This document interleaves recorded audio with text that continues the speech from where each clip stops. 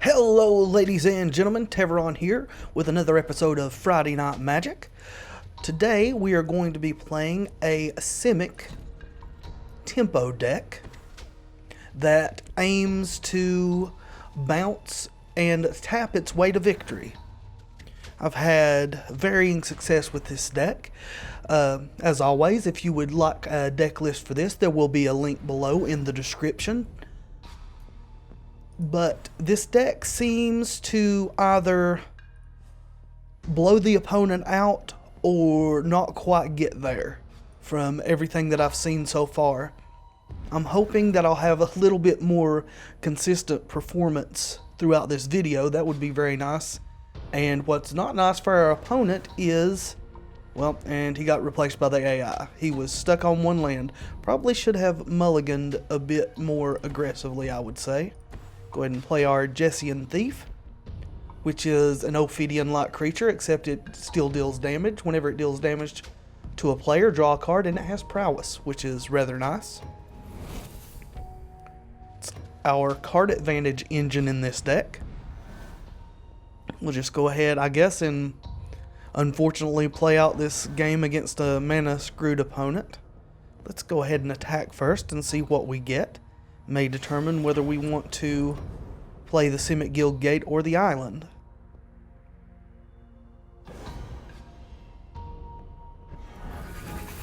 Okay, so I think we want to play the Simic Guild Gate to get our second green mana source out there.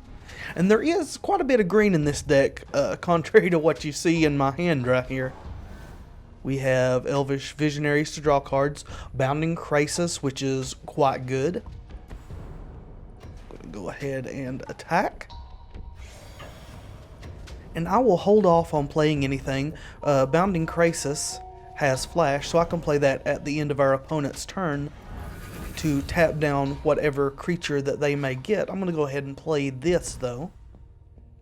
Get our card draw on with our Elvish Visionary. Okay, that's fine. And I know this is not a very good example of what the deck is supposed to do. I'm going to go ahead and play our Krasis just to get our clock up and try to end this game quickly so we can get on to the next one.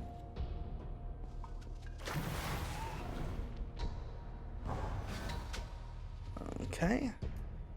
I don't know whether our opponent is just not playing enough lands or whether they just kept a suboptimal hand. Looks like they're a Gold Glory control deck. I'm going to go ahead and play our Whirler Rogue. Whirler Rogue is really nice in that it puts 3 bodies back out, especially after a board wipe like Languish or Tragic Arrogance. I played against an interesting Abzan deck earlier that I might try to make a build around something similar that was really, really good, it seemed. Was running both Languish and Tragic Arrogance. And basically just ground me into the ground.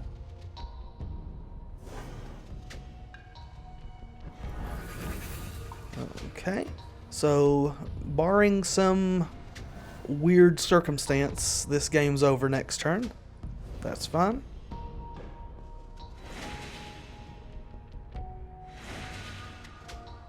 I don't even need to play this Bounding Krasis, so I am not going to. We'll just go straight to our attack phase and swing for the win. Hopefully next game will be a bit more interesting, whether we win or lose.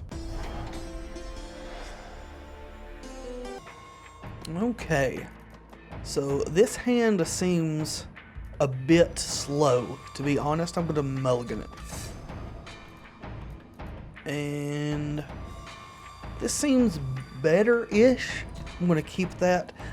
We do have 2 Guild Gates, which comes into play tapped, which means if I don't draw a land that comes into play untapped, I won't be able to drop my Undercity Troll on turn 2.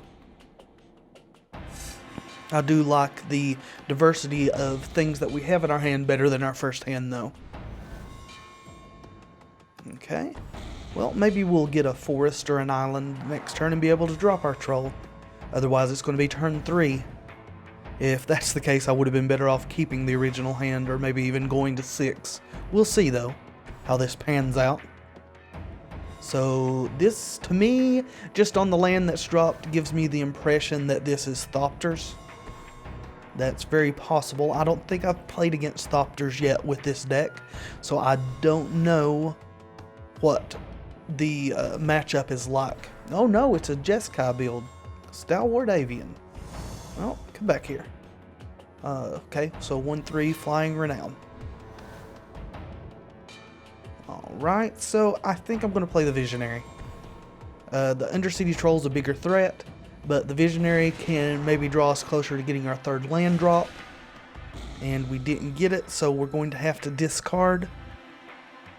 And as much as I don't want to, I am going to discard the Bellower because we are quite far away from being able to play that. Not to mention we have the 2 best cards to fetch with a Bellower in our hand already. Or 2 of them anyway. And he's going to get his Avian Renowned. So now we're facing down a 2-4 flyer. Would really like a land, please. Thank you very much. I'm gonna attack first. He might do something different if he thinks we don't have a 3rd land drop or any other creatures to play. And I'm very happy to see him Fiery Impulsing this elf instead of the Frost Lynx, which I'm about to play. Although, actually, I may play the Jessian Thief. I think I'm going to. I'm going to play the Jessian Thief, and then we can play the Frost Lynx or the Bounding Krasis next turn to get our Jessian Thief in there and get our card draw off of his trigger, barring our opponent playing another blocker or stopping our Jessian Thief in some other way.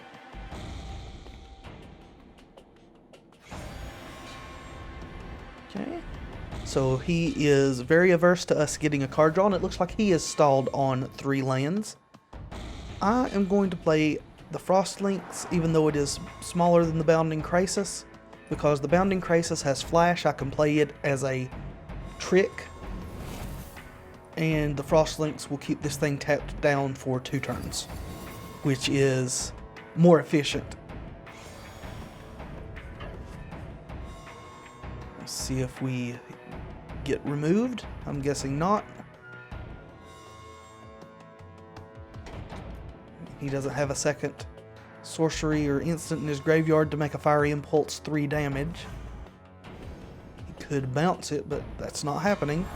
Get our card draw. Nice. We get our 4th land, which I am quite happy to see. Killing our Lynx. Okay. I'm fine with that.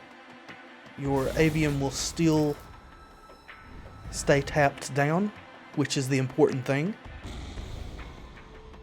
Now you do have a 3 damage Fiery Impulse with Twin Bolt giving the Fiery Impulse spell mastery.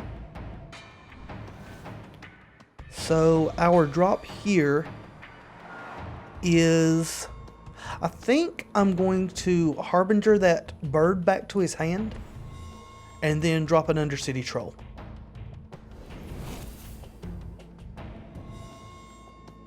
Yes, please.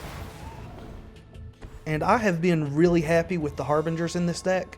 It can return a tapped creature to its owner's hand, and you can pay 2 more to cast it as if it had flash, which means you can bounce back an attacking creature, which is really nice. Okay. Alright, so he has hit his 4th land drop. We don't have to worry about mass removal in a red, white, blue deck until turn 5, though, for Tragic Arrogance. And I am going to Bounding Krasis pre-combat. And tap this guy down. Get our Undercity Troll Renowned. I'm going to go ahead and drop the island as well.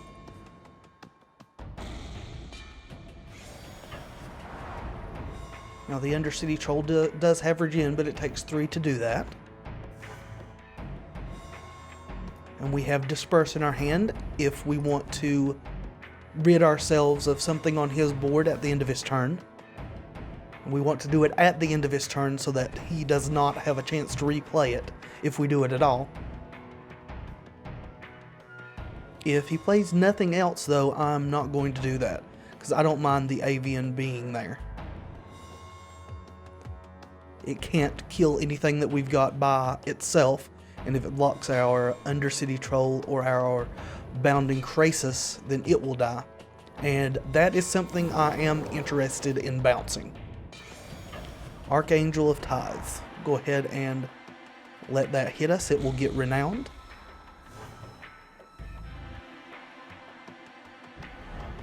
Strictly speaking, he probably should have done that, which I forgot to pause there and do that at the end of his turn. That's fine though. We'll go ahead and disperse that. I was too busy talking, didn't hit the pause button. And yeah, we'll go ahead and attack for 8. And I will hold up mana to cast our Bounding Krasis. But that Archangel of Tithes is a real pain. If it's untapped, it makes you pay 1 for each creature that you have attacking or they can't attack. Pay 1 mana. And if it's tapped, you have to pay a mana for each creature you want to block. So it's kind of a ghostly prison-ish effect on a body.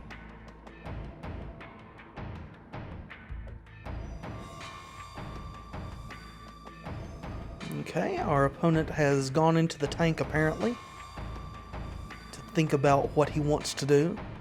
If he attacks with this guy and then replays the Archangel of Tithes, he's dead. Because I'll just tap down his Archangel with the Bounding Krasis and swing for 8.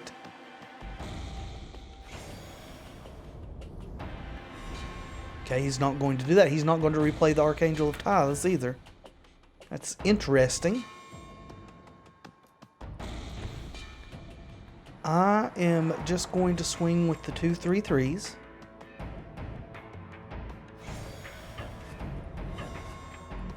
Because this guy is big enough to kill our Harbinger of the Tides now. Thunderclap Wyvern. Okay. I am going to Bounding Krasis and tap his Avian. Yes. Tap it, please. Because with the pump, it's big enough to kill one of our creatures. I mean, we could regen our Undercity Troll, but he would not be blocking that. I'm pretty certain. That's going to put him to 1. He may have Tragic Arrogance in that deck, but I'm betting he doesn't with just the way it's built. So I'm going to take the chance and go ahead and drop a Whirler Rogue to get as many bodies out onto the board as possible. If he does, then that's a big mistake. I've just played into mass removal and it'll probably cost me the game. But barring Tragic Arrogance, this is a game-winning play here. And even if he does have Tragic Arrogance in the deck, seeing that it's a rare, you can only run 2 of them the way that Duels works. He's got Chandra's Ignition. So that's bad as well. No Tragic Arrogance, but Chandra's Ignition. At least it does leave him at 1. I don't know how comforting that is for me at the moment. Might ought to have played the Jessian Thief and held the Whirler Rogue, though Outland Colossus is a pretty big body. You could be playing removal for that as well, though. Angelic Edict, Celestial Flare. The white enchantment that's, I can't remember what it's called, some kind of bonds. It's like a Faith's Fetters, but without the life gain. And you can't put it on a land, I don't think. But it would stop it from attacking or blocking or using any activated abilities. So he does not have enough mana up to Celestial Flare. It takes 2 white.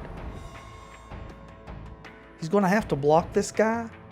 What will be bad is if he has some more damage to kill it outright along with the block. But I'm going to prevent that right now. I'm going to cast Whirler Rogue and use the Whirler Rogue's ability to target creature can't be blocked this turn.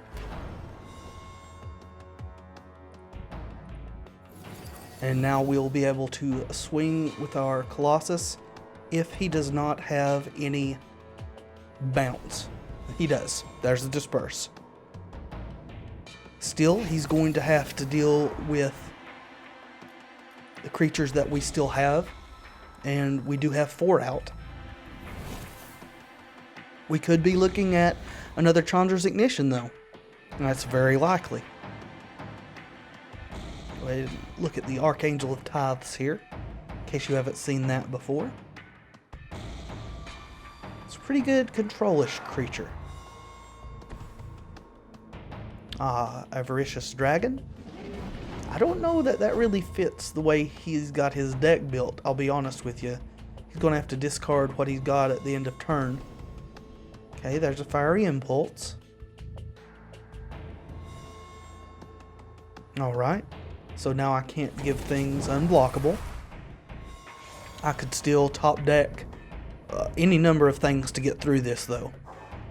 What are we discarding? Okay, card draw. And I didn't draw anything to get through, so I will not be attacking. He'll be swinging if he swings out for 9 next turn, which is not enough to kill us. He could top deck Burn. We're going to drop our Colossus and hope he does not top deck Burn and does not top deck Removal. We're not going to attack. We do not want to lose these.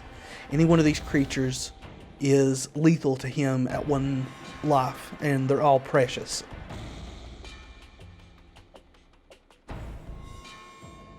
Okay, so this does give him 2 card draws. One of those was a land.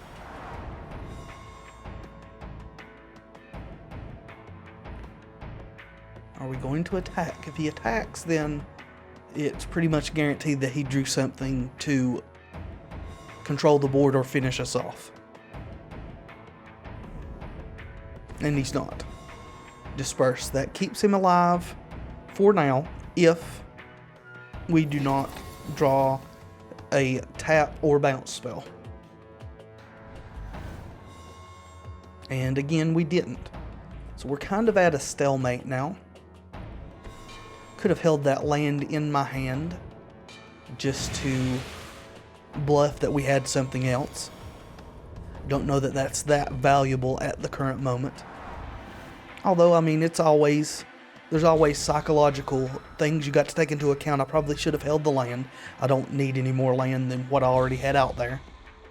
The biggest casting cost in the deck is the Woodland Balor, and now he has a 4th blocker. So, yeah, which it can only block creatures with flying. That's not, and he drew another Disperse. That's disheartening to me. But he's taking the chance to attack again. Any kind of thing to get something through is going to be a game over for him. But we have continued to just top deck things that we don't need. And we do again. So we're going to have to block coming up this next turn, or we're going to die. That is if he swings all out. Or even with just 2 of these, we'll have to block at least 1. And still play for the long game. Not that the game should go on much longer with the board in the state that it is. So I may be wrong about the Avaricious Dragon. It is doing him quite a bit of good with the 2 card draws per turn, especially since I can't deal with it. I just don't know how good it would be in other matchups that aren't this Simic deck. Okay. Alright. And that's game. Yeah, we cannot block enough to keep us from dying. We'll go ahead and play this out. We'll block his 4/4, but he's still going to deal 7 to us. And that's exactly enough to kill us. So playing the Whirler Rogue was pretty bad. Looking back on it, I should not have done that. Should have just been a little bit more conservative. We'll learn from that and hopefully carry it on into the next match. Okay, so here we are with our 3rd and final match. And again, I'm not super happy with this hand. we are at least 1 mana short of casting anything that's super relevant. I'm going to mulligan. And I'm not happy with this hand either. I'm going to go to 6. And, I mean, this isn't great, but I cannot afford to go to 5 when I do have land. And hopefully we will draw into spells instead of more lands. That could potentially get us back into this game. It's especially bad mulliganing down when you're on the play because your opponent gets the additional card draw, so that puts you even further behind. Although in Paper Magic I've often mulliganed down to 5, and even at times 4 and still came back to win the game, so shouldn't be averse to mulliganing for a good hand, I guess. Just seems different for some reason, doing it digitally. For some reason, the digital version of this game just has a different feel to me than Paper Magic does. We'll go ahead and drop our other forest. And now we're in position to start bouncing and whatnot. And again, it looks like we're playing a Jeskai deck. And this one is almost certainly Thopters. Ooh, there's Chandra. Hello, Chandra. You're going to get bounced. I don't see Chandra getting played that much on here. Let's play the Rogue's Passage. That's fine. We'll Separatist Void Mage this guy and bounce it back. This girl, rather. I think Chandra is female. Get our 1 point of damage in. And maybe he's not playing Thopters. I don't think I've ever seen Chandra in a Thopter deck. This may just be some sort of aggro / control build. I would guess control with the...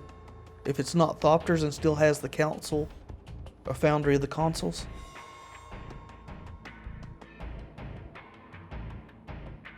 And our opponent has gone into the tank again.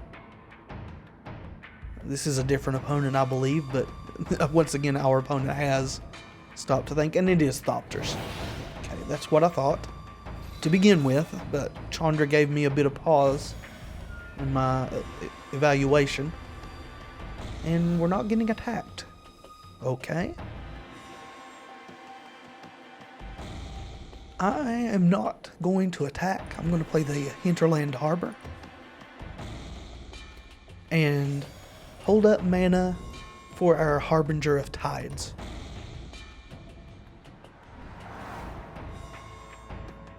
That way we can maybe bounce a Thopter back to his hand.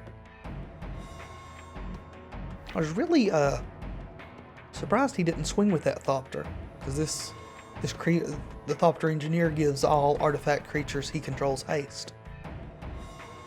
Maybe looking at a swing with a Perilous Mirror. No. Well, I'm going to bounce that. No reason not to. It straight up gets rid of a token, because token can't be put back into your hand. It's just removed from the game. And he seems to be hesitant to put Chandra back out. Okay. I think I have got to start getting in with something, so I'm going to give our Separatist Void Mage unblockable and swing with that.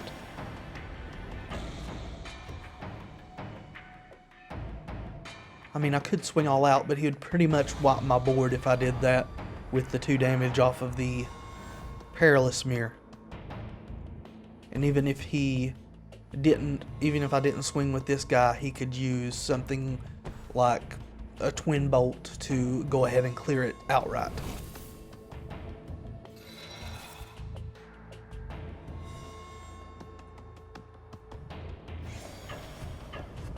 Yep. And here's where we see the haste effect of the Engineer putting in work.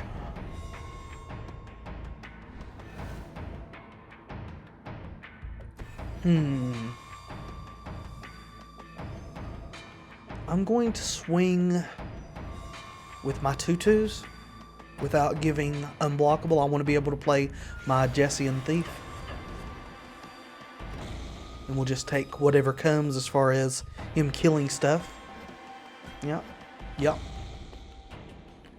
We will actually... Yeah, we want to kill the Perilous Mirror. That's fine. Get it off the board. We could have dealt our 2 damage to the Thopter Engineer and not killed the Perilous Mirror, but then he would have killed one of our creatures and we'd have killed none of his. I think that's a less favorable trade than him killing 2 of ours and us killing 1 of his. Seems, I mean, to me at the moment, that seems to be a more favorable outcome. But we're in bad shape.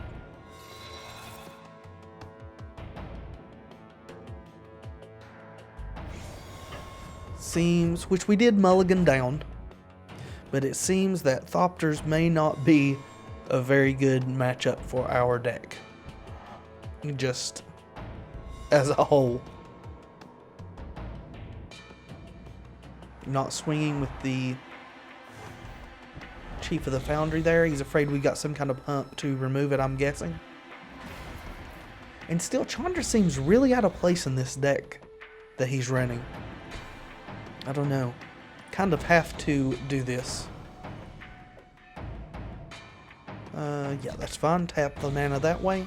That doesn't give us much to do with the card we draw. We've only got 3 mana there. But we need to find some kind of answer. And that's not it. We've pretty much lost this game. There's just not a lot that I can do. I don't have any mass removal in here. This is a tempo deck. I basically want to get a pretty quick start and then bounce and tap down whatever he plays. Just so as to finish him before he can get anything going. I'll go ahead and block here. It doesn't really matter. We're going to go to 1, I think. No, I calculated some extra damage there from something. Oh, I thought we were at 10 for some reason. Okay. I don't know why he would Firecraft that instead of our face. Oh, well, that's why he wants to flip Chandra. I gotcha.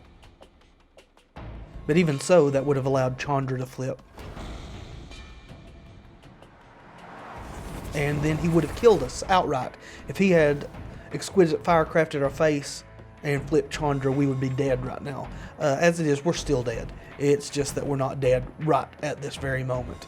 Just go ahead and play that. It doesn't matter. I'm going to untap this Thopter because he's going to swing and we're going to die. Untap it. We'll just pass the turn back to him, let him finish us off. So I could concede out of the game, but figure we'll go ahead and give him the satisfaction of killing us.